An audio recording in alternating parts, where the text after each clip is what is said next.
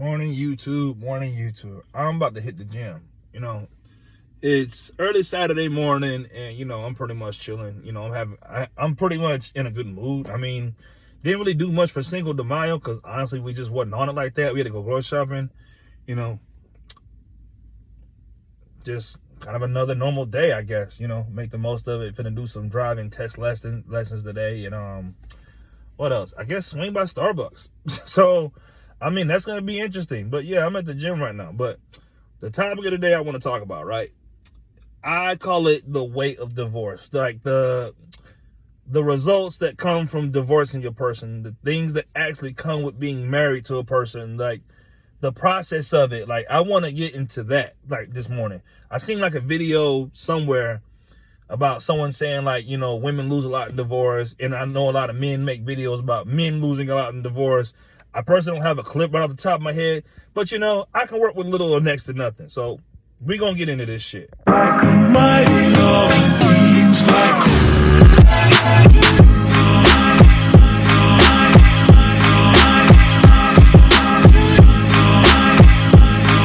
now, I hear a lot of people talk about divorce, right? Just in general. Well, not even divorce. I hear a lot of people talk about marriage. No one really talks about divorce, right? And the thing that makes me mad about it is that people have this mindset of being like, till death do us part, right? Which I get that. Which I really do understand and get that, like, till death do us part. Like, that's like, I guess, the fantasy booking of the whole thing, right? But the reality of it is people get divorced. Me personally, I've been through one. And let me tell you, it's not exactly the most fun process, all right? It's, feels like you're on Law and Order, if I would have to say. You know what I mean? All right, so let's get into this before the sun comes over the horizon and messes up my video. No, in all seriousness, right? Look, when you actually get divorced, getting divorced is probably,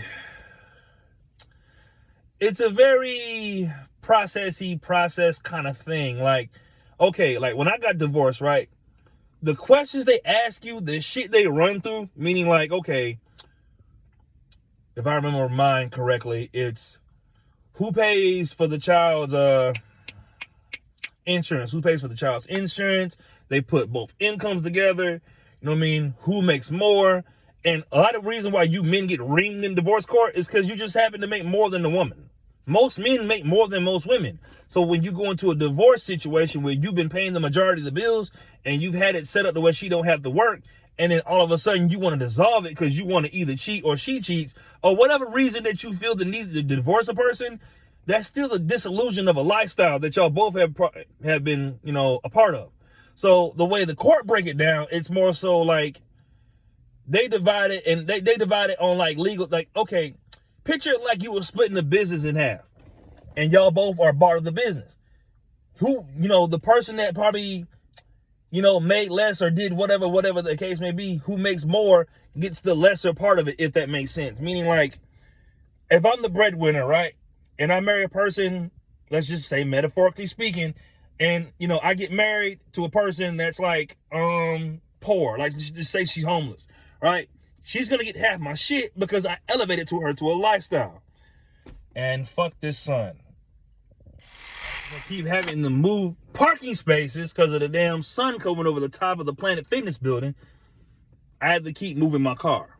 Anyway, look, when you elevate a person to a certain type of lifestyle, right? This is for you niggas that want to just pay every bill in the house. Like, okay, when you're a person that's a millionaire, and you get married to a person who's not a millionaire, and you decide to divorce that person, you are still in a league. Like, okay, you can't just divorce a person and not take care of them, even though you're a millionaire, when you legally tied yourself with them. You know what I mean? And look, you can't be the kind of person that's gonna not like honor the person. Like, okay, regardless of how you feel about it, you married that person. Like a lot of the shit that people do where they just, oh, I want to get married and give you everything. That's a lot of that social media TV programming that tells you not to look out for yourself, all right? Look, again, I've been divorced before. My child's mother did not work. And if it hadn't have been for me basically making more money at the time, then like, okay, I didn't go through all that because I was already paying more than what they would have gave her in child support. So it wouldn't have made sense for her to take the child support because I'm already handing you more money. Like, but if I was a person that didn't give nobody no money, then she would have went after the money. Does that make sense? Like, y'all sit here and y'all kick this rhetoric of like, oh, women want to like ream you in court and all this other stuff, which some degree it's true. But y'all got to understand something. Y'all keep elevating people to a certain type of lifestyle, and because they do something stupid or whatever the case may be, then you want to dissolve the lifestyle. Look, most people in reality should not be getting married quickly. Most people in reality shouldn't be getting married at all, to be honest with you, because the way this generation is, y'all break up too fast over little of next to nothing. Like, okay, what happens to, they say like women initiate 80% of divorces, right?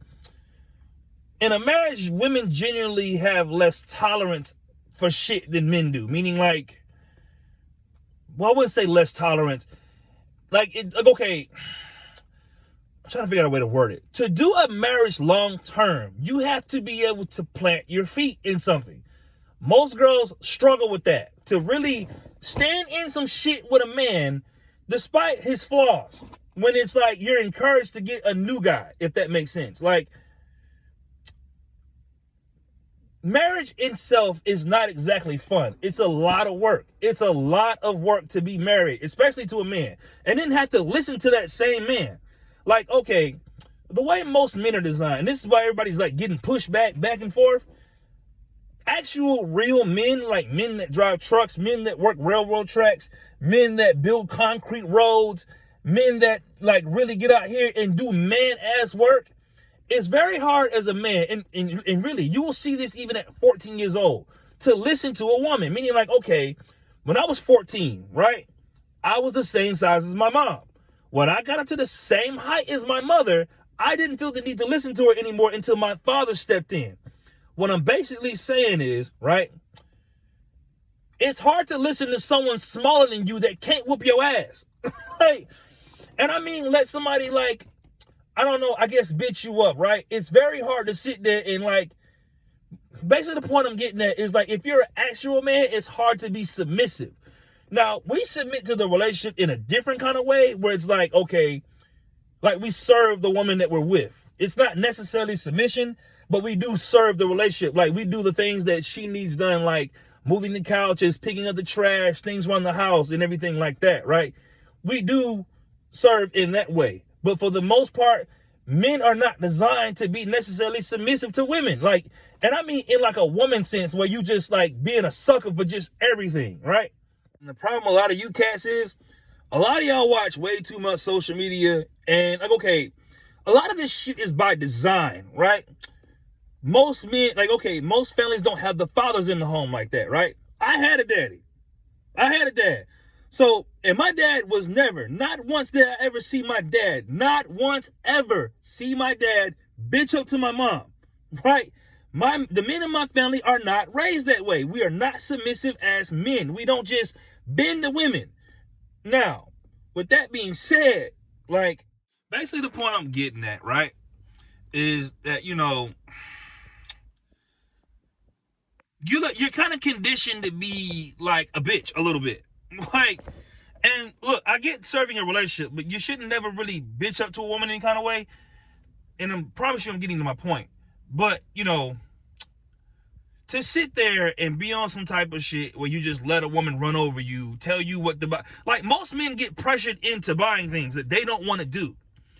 And it's the same thing with marriage. A lot of y'all get pressured into marriage. Like, a lot of y'all get pressed into marriage. A lot of y'all, most men, if you ask them realistically speaking, most men really don't want to get married because of the shit that come with it, right?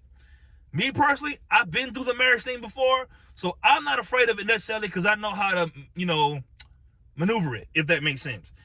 If you're going to be a man in a marriage, you got to be a man in a marriage, which means you got to be able to stand up and honor everything that marriage is about. You got to be willing to walk that line. You got to do shit that you don't always feel like doing, all right? It's the difference between doing shit that you don't feel like doing for the sake of the marriage and getting pushed around, you know, on some bully shit by your wife. I watch a lot of guys go through that where their wives bully them into shit.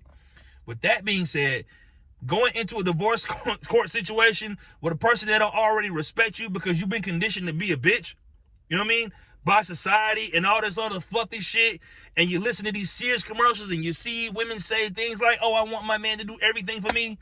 Listen, you don't listen to none of that shit. Be a good man, but don't listen to none of that cotton candy that they put on TV for you, all right? Because when this divorce thing hits you, and if you get into a marriage long enough and it don't work out, you are going to understand just how stupid this shit really get. Honestly. So again, I don't think marriage is bad.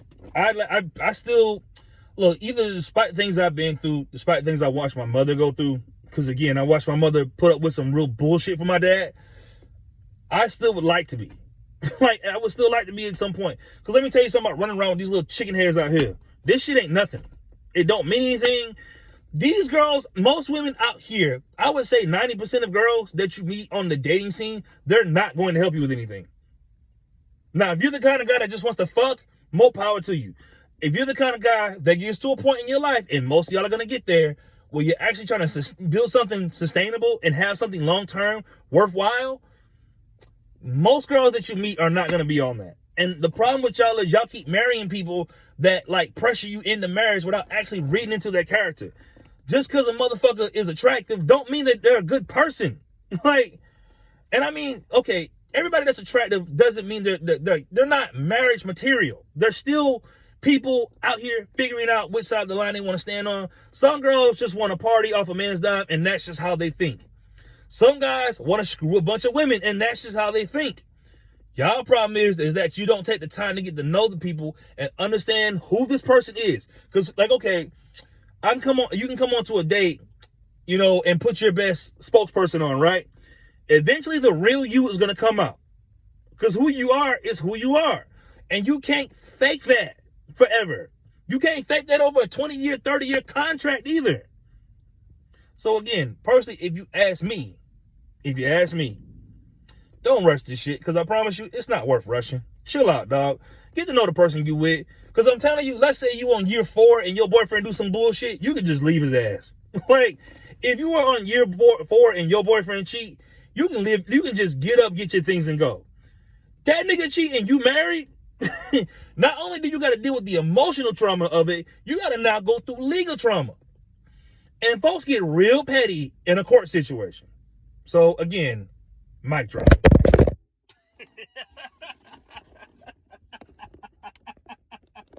Y'all have a good day.